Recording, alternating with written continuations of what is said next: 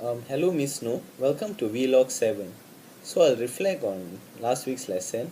So, last week we did a reading about socio-technical perspective, and the main theme that I got from this reading is that it's not just about choosing the most ideal technology out there, but instead it's about constantly finding and seeking for the right technology to balance the social purpose of your teaching and learning. So therefore it's not an easy task. A teacher has to constantly seek for the appropriate technology to fulfill different social purposes in teaching and learning. Next is about I'll list down some of the theories under socio-technical perspective, which are actually four: automate and informate, interconnectivity, flexibility, and task technology fit. So all these theories will be used to form hypotheses on the use of technology in different social contexts. And if once that hypothesis is accepted, therefore it will be used for e-learning. If it's rejected, then they'll keep modifying the theory until it is suitable. Next, I'll talk about some of the challenges faced by students and teachers too. Um, so, e-learning may be a new environment to some students and some teachers.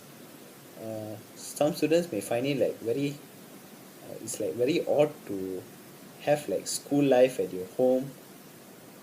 So therefore, students like have to get used to it and know how to adapt to this new environment. Whereas teachers too, e-learning will affect uh, teachers' own personal life because uh, your school life or work life is being brought to your own home life too. So therefore, it is wise that teachers set boundaries and set limits to students learning online. Like what I like you like what I like about what you are doing now is that you set like a cutoff limit on WhatsApp 10 p.m., which I think is a good boundary to follow. And then next I'll reflect on the talk by Sultan from Canada. So there are two interesting things that I picked up from his talk. First is about the use of the pedagogical wheel, which is basically an extension of Bloom's taxonomy in online teaching and learning.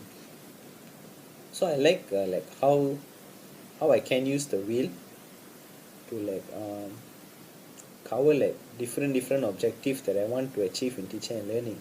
If I want them to understand, eh, if I want them to like remember or understand or analyze or apply something, therefore I can refer to the wheel and use the appropriate measures to cover those objectives in my teaching and learning.